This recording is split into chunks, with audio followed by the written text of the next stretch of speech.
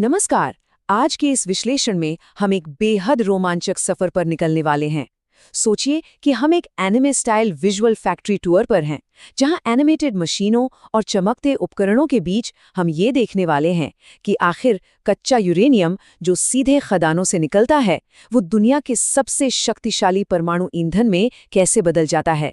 ये सच में इंजीनियरिंग और जटिल तकनीक का एक बेहतरीन उदाहरण है। ओके, तो चलिए इसमें डाइव करते हैं। आज का हमारा रोड मैप कुछ इस तरह दिखता है। पहला, एनरिच्ड यूरेनियम आखिर इतना ज़रूरी क्यों है। फिर इसकी स्टेप बाय स्टेप प्रक्रिया। उसके बाद गैस सेंट्रीफ्यूज के अंदर का हिस्सा। चौथे नंबर पर सख्त सुरक्षा और नियंत्रण।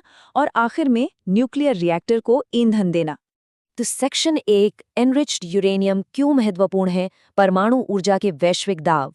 ये किसी स्कूल लैब का साधारण विज्ञान प्रयोग नहीं है, बल्कि यह एक बेहद विशाल और क्रिटिकल ग्लोबल ऑपरेशन है।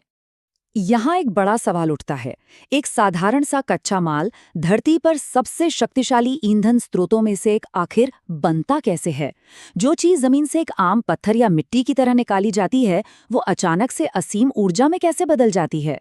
यही तो वो चमत्कार है जिसे हम आज डिकोड करने वाले हैं। अब जरा इस नंबर पर गौर करते हैं, $10 बिलियन। जी हाँ, $10 बिलियन। एनरिचमेंट फैक्ट्री बनाने और उसे चलाने की कीमत इतनी बड़ी होती है।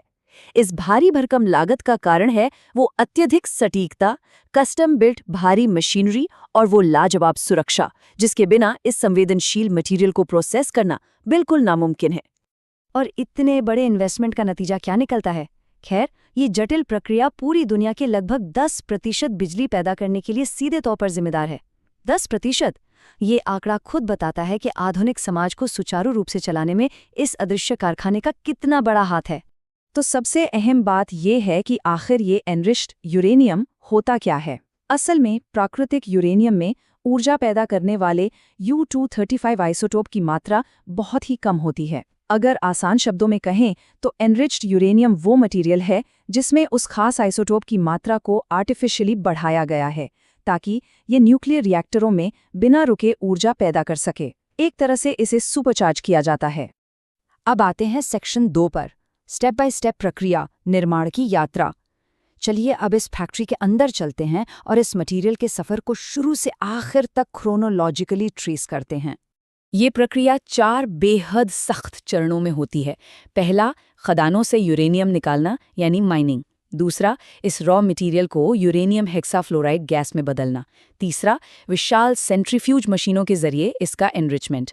और चौथा और आखिरी स्टेप, इसे वापस ठोस रूप में बदलकर फाइनल न्यूक्लियर रिएक्टर ईंधन तैयार करना। ये फ्लो बिल्कुल स्ट्रक्चर्ड और रिजिड होना ही चाहिए।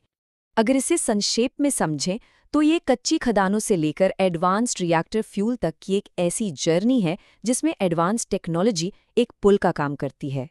ये सिर्फ बड़ी मशीनों का काम नहीं है, बल्कि केमिस्ट्री, फिजिक्स और इंजीनियरिंग का एक ऐसा अद्भुत संगम है जो खदान की धूल को एक शक्तिशाली ऊर्जा स्रोत में बदल देता है।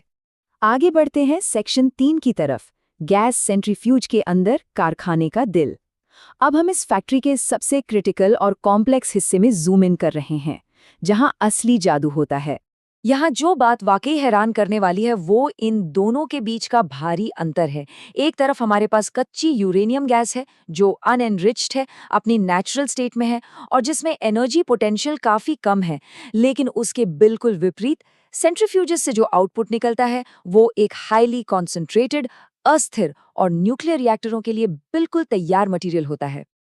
लेकिन ये सब होता कैसे है? ये एडवांस टेक्नोलॉजी फिजिक्स के बेसिक रूल्स पर काम करती है। ये गैस सेंट्रीफ्यूज बेहद एक्सट्रीम स्पीड पर घूमते हैं। एक ऐसा अंधाधुंध भंवर बनता है जो हजारों चक्कर प्रति मिनट की रफ्तार से भारी यूरेनियम आइसोटोप्स को दीवारों की तरफ फेंकता है, जबकि हल्के और जरूरी U-235 आइसोटोप्स बीच में जमा हो जाते हैं। यही वो मैकेनिज्म है जिससे इस जरूरी मटेरियल को अलग किया जाता है। अब थोड़ा टोन शिफ्ट करते हैं सेक्शन 4 पर आकर, सख्त सुरक्षा और नियंत्रण, खतरे का प्रबंधन। जहां एक तरफ ये विज्ञान का एक शानदार चमत्कार है, वहीं इसके साथ जुड़े खतरे भी उतने ही गंभीर हैं। बिना किसी शक के ये पूरी प्रक्रिया बेहद खतरनाक है। इसे केवल इन बेहद सख्त और अनकॉम्प्रोमाइजिंग सेफ्टी प्रोटोकॉल्स की वजह से ही संभव बनाया जा सका है। प्रोसेसिंग सिस्टम्स की लगातार 24 घंटे निगरानी होती है। एडवांस टेक्नोलॉजिकल गार्ड्स और हाईली कंट्रोल्ड फैक्ट्री एनवायरनमेंट इसकी ज़रूरत है, क्योंकि एक छोटी सी गलती की कीमत भी बहुत बड़ी हो सकती है।